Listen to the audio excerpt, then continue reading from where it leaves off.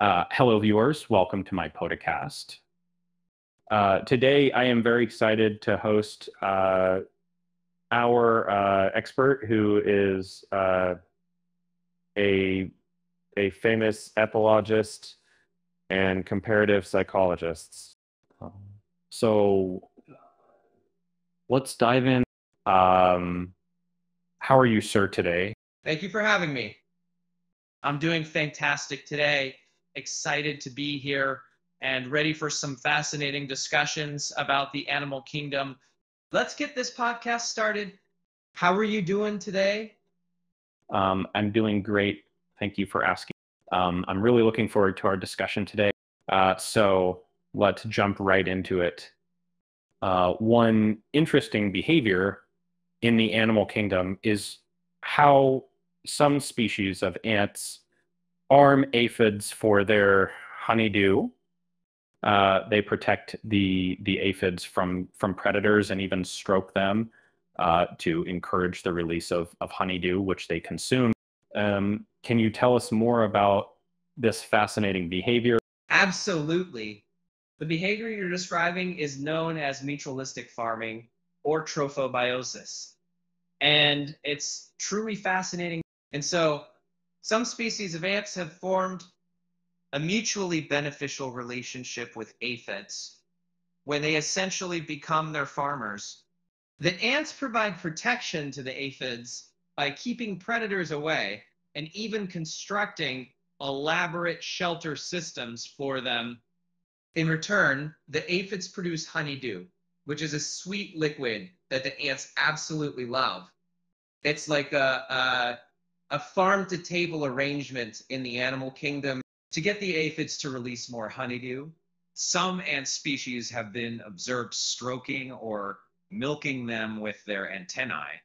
This physical stimulation encourages the aphids to produce more honeydew, ensuring a steady supply of delicious sustenance for the ants. An interesting experiment related to this behavior was conducted by researchers at the University of Regensburg in Germany. They investigated how ants communicate with aphids through touch and vibrations. By placing sensors on ant legs and antennae, they discovered that ants use specific tapping patterns to communicate with aphids and stimulate them to produce honeydew. It's amazing to see these intricate ecological interactions in nature, where different species develop mutually beneficial relationships for survival and sustenance. It just goes to show how creative animals can be when it comes to finding food sources. Um, wow, that's absolutely fascinating. The way ants have developed this mutually beneficial relationship with aphids is truly remarkable. It's like they have their own little agricultural system going on. I suppose it's a win-win situation for both the ants and the aphid. I'm curious, do all species of ants engage in this behavior, or is it specific to certain group? And I imagine there must be some sort of communication between the ants and aphids to establish and maintain this farming relationship. Great questions.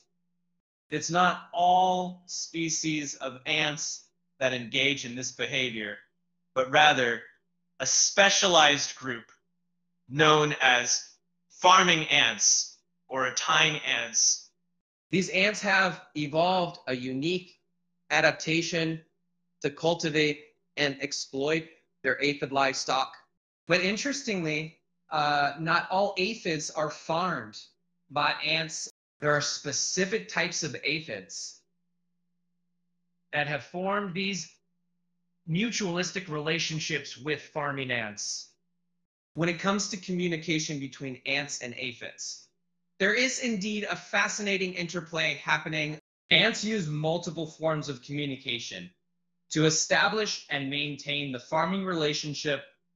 They rely on chemical signals known as pheromones tactile interactions through antenation, touching with their antenna, and even auditory cues like vibration.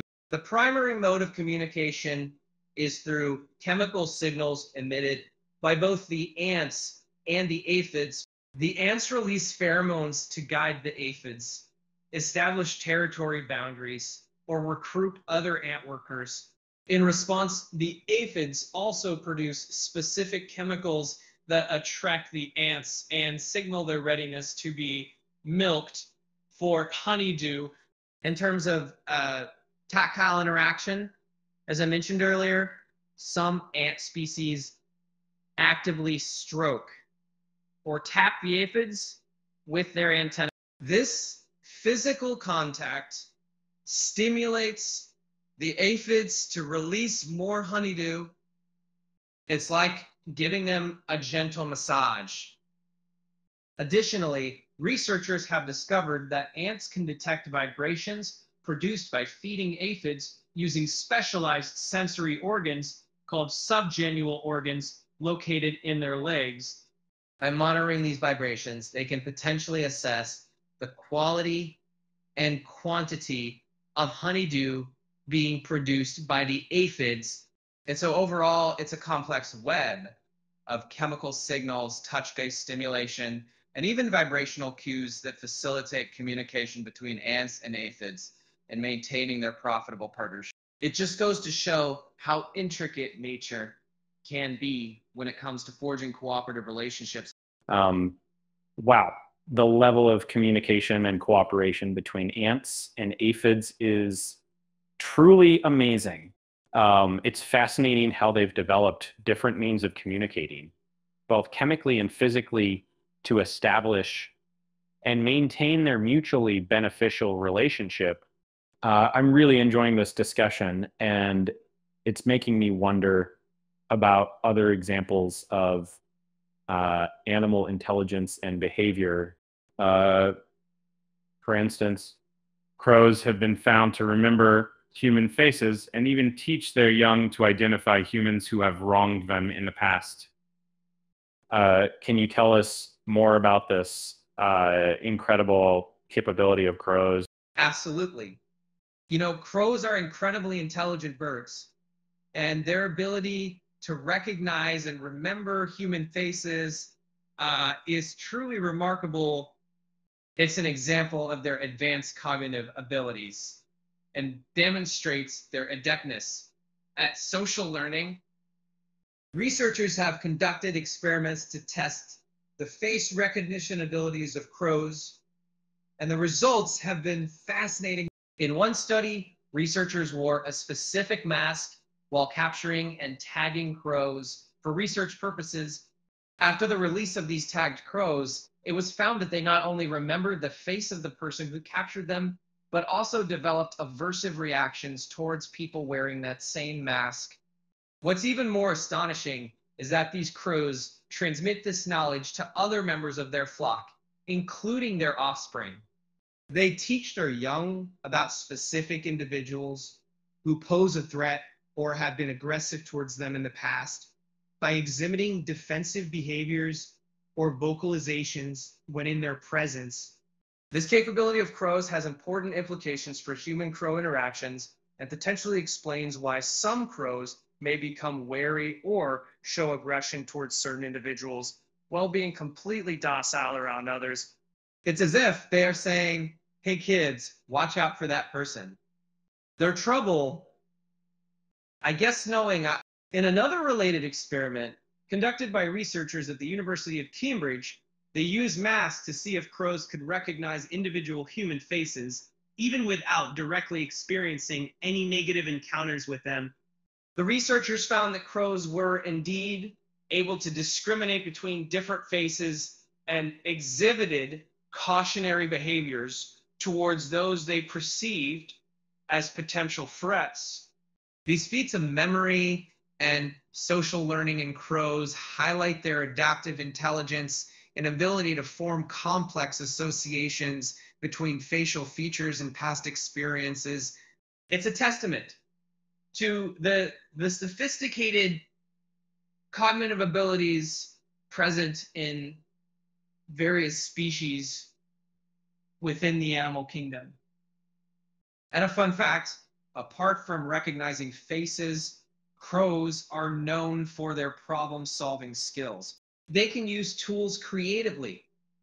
For example, bending wires into hooks to retrieve food from hard-to-reach places, and even solve puzzles to obtain rewards.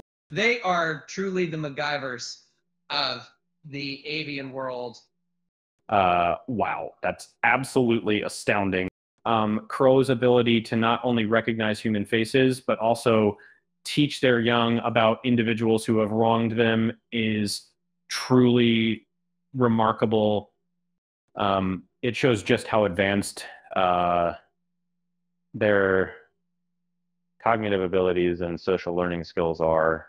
And I find it fascinating how crows can transmit this information within their flock, ensuring that future generations are aware of potential threats or aggressive individuals.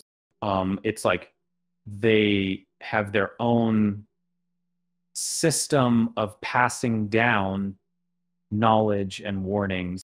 And I love the comparison to MacGyvers, as they seem to possess an impressive problem solving ability. The way they use tools creatively and solve puzzles really showcases their intelligence. This leads me to wonder about empathy in animals. Um, we often think of empathy as a human trait, but there have been studies showing empathetic behavior in rats. For instance, in lab experiments, rats have been shown to free trapped companions, even when they could have chosen a food reward instead. Um, can you tell us more about these experiments and what they reveal about rat empathy? Absolutely. Empathy, typically associated with humans, is indeed observed in various animal species, including rats. It's fascinating to see how these studies have shed light on the empathetic behavior of rats and provided valuable insights into their social dynamics. In one study conducted at the University of Chicago, researchers designed an experiment where a rat was placed in a restrained situation, either trapped in a small restrainer or entangled in a fishing line.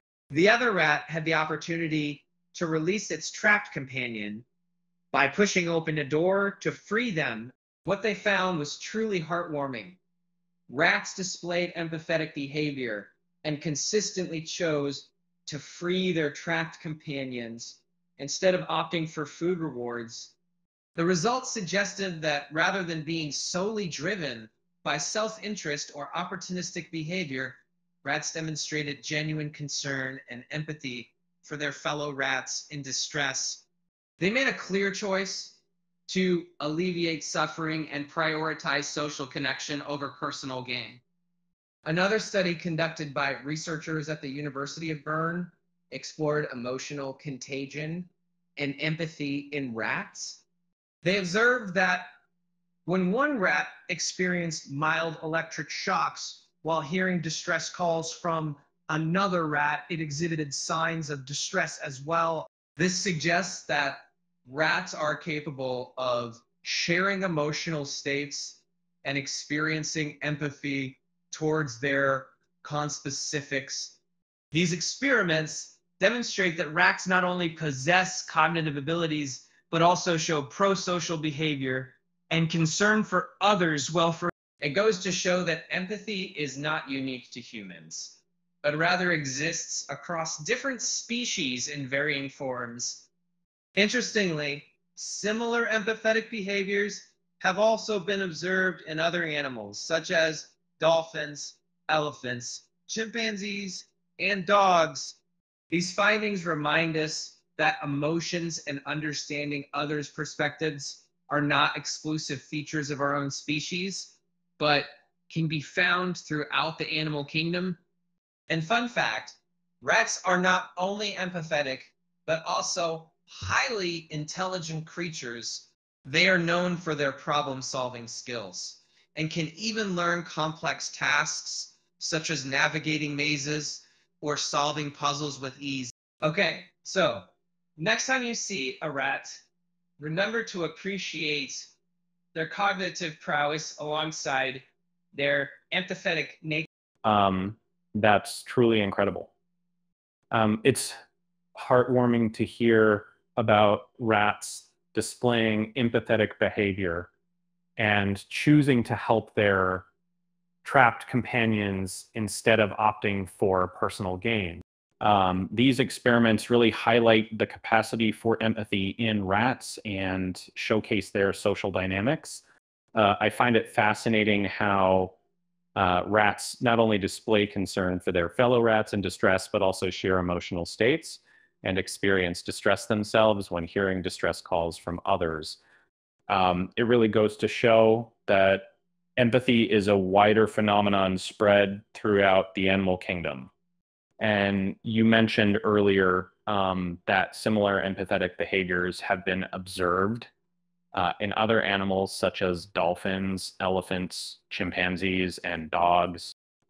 It's amazing to see this common thread of empathy across different species. Speaking of elephants, they have been observed exhibiting behaviors indicative of mourning when a member of their group dies. Can you tell us more about these mourning behaviors and what they reveal about the emotional lives of elephants